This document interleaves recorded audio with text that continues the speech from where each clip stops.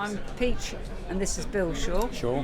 We live in North Devon, Bideford, and we are basically metal sculptors, working in light gauge, mainly mild steel, some copper, aluminium, brass as well, so we do a bit of mixed metals as well within the work. The GAGA Art Award. The Art Award, yes, it's the Art Award, and we have tried for it for a few We've times. been shortlisted a few times, and I'm glad that we finally made it. Yeah. It's mainly mild steel that we work in.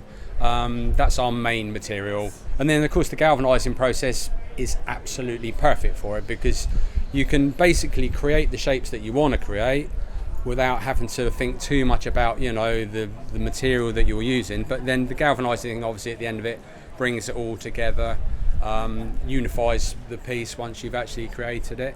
Love the finish of the galvanizing as well. We usually rub it back a little bit and darken it, and it takes on a very nice kind of aged look straight away, really, you know. It's the recognition as well. The watering can is the first thing that we really love, because we got a thirsty greenhouse and an allotment, so it's going to be well used. Yeah.